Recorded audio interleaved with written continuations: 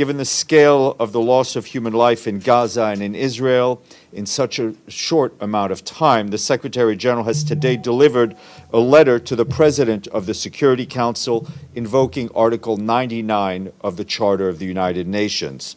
This is the first time that Antonio Guterres has done this since he became Secretary General in 2017. Article 99 states, and I quote, that the Secretary General may bring to the attention of the Security Council any matter in his opinion that may threaten the maintenance of international peace and security. In the letter, which has been shared with you, the Secretary General urges the members of the Security Council to press to avert a humanitarian catastrophe, and he appeals for a humanitarian ceasefire to be declared. With the conflict ongoing in Gaza, as Israel waged carnage on the people in Gaza, the United Nations Secretary General Antonio Guterres thought that it was necessary enough for him to invoke Article 99 because he has realized that if care is not taken, things might get to a state that it will be very devastating for all of us. So he invoked Article 99. So let's go through this article to really understand the reason why the UN Secretary General did that, and also to see if what he did can be of any consequence to stopping the carnage and onslaught ongoing in Gaza. The United Nations Secretary General Antonio Guterres has invoked Article 99 of the UN Charter, urging the UN Security Council to act on the war in Gaza. The rare move on Wednesday comes as the 15-member Security Council is yet to adopt a resolution calling for a ceasefire between Israel, Hamas, and their allies. Article 99 allows the Secretary General to bring to the attention of the Security Council any matter which, in his opinion, may threaten the maintenance of international peace and security.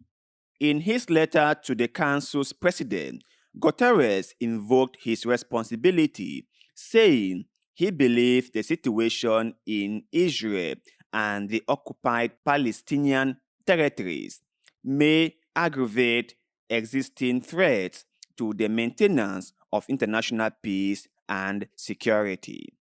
Guterres, who has been calling for an immediate humanitarian ceasefire since October 18, also described appalling human suffering, physical destruction, and collective trauma across Israel and the occupied Palestinian territories. Article 99 is a special power and the only independent political tool given to the Secretary General in the UN Charter. That allows him to call a meeting of the Security Council on his own initiative to issue warnings about new threats to international peace and security and matters that are not yet on the Council's agenda. In response to Guterres' letter, Security Council member, the United Arab Emirates, post on X, say it had submitted a new draft resolution to the Council and called for a humanitarian ceasefire resolution to be adopted urgently. It warned that the situation in Gaza is catastrophic and close to irreversible, adding, "We cannot wait." People are sounding the alarms. People are making their voice being heard. People are saying that this cannot keep going, that this has gotten to a level that urgent measures are required. People are saying that enough is enough. People are asking, when will this be enough? When will Israel realizes that they have killed enough people and it's time for them to stop. Do they really think that somehow they can neutralize or root out Hamas? Do they honestly believe that they can achieve this goal? Because from the look of things, their objectives have kept on changing. Initially, they wanted to target the north of Gaza because, according to them, Hamas was operating from there, and the north of Gaza was Hamas's stronghold. And so they needed to target it. They needed to make sure that Hamas can no longer operate from the north of Gaza. And all the Gazians were told to move to the south, which for their own safety, they did. Most of them did. They moved to the south of Gaza. And what happened next? Israel is now attacking the south of Gaza. Israel is now attacking Khan Yunis in the south of Gaza and have told the people to move to one corner in the south of Gaza.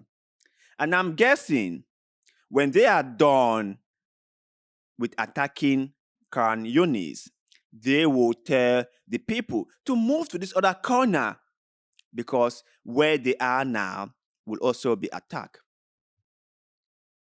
It just makes people come to the realization of what they've been talking all along, that there will be no safe place in Gaza because there have been comments or articles or suggestions or popular opinions that Israel would erase the whole of Gaza. And people thought that, no, Israel is a democracy. Israel is and support human rights and freedom. Israel would not want to erase the whole of Gaza. And that if Israel wanted to eliminate Gaza and eliminate its population, they would have done so. They would have just struck everything from the sky. Isn't what they have done so far? Isn't what they have done so far? And isn't what they are currently doing eliminating Gaza? Have they stopped the bombardment? Have they stopped the ground invasion? And I saw a video on TikTok. They are flooding the tunnels with seawater.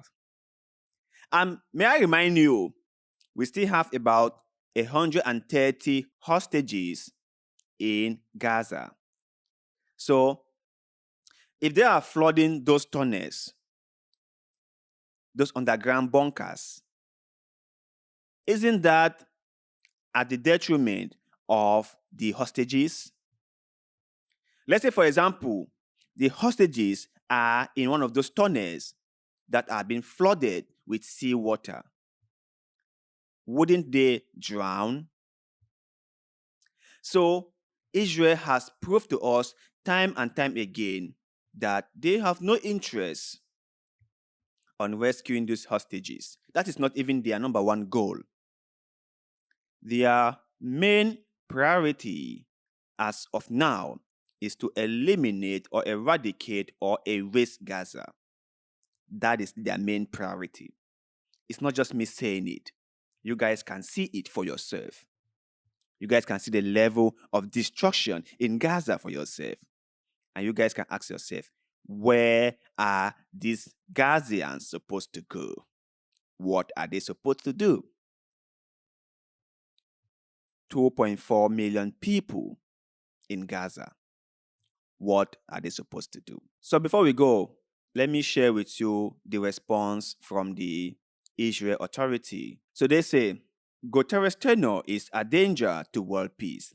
His request to activate Article 99 and the call for a ceasefire in Gaza constitutes support to the Hamas terrorist organization and an endorsement of the murder of the elderly, the adoption of babies, and the rape of women. anyone who supports world peace must support the liberation of Gaza from Hamas. If this is not crazy, I don't know what it is.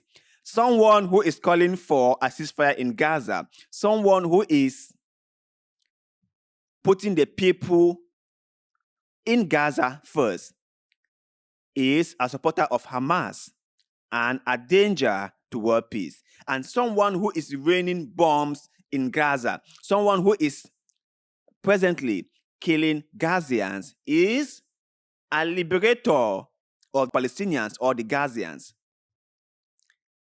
Is that not craziness? Is that not craziness, my brothers and sisters? Someone who is saying that, hey, let's pay close attention. There is something going on in Gaza, and we think that the local Gazians are suffering enough, and they've killed about 16,000 of them. Hey, let's pause for a second. Let's reevaluate things all over again.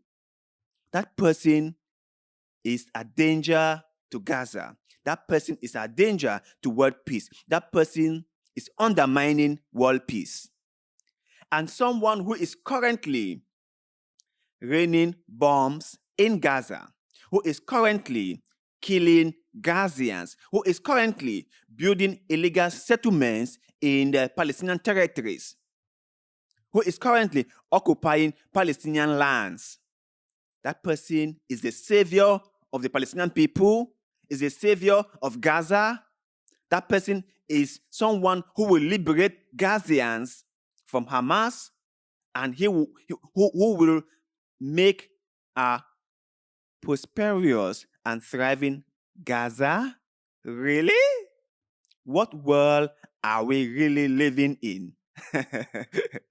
But you guys out there, share your thoughts and opinions on what is going on in Gaza.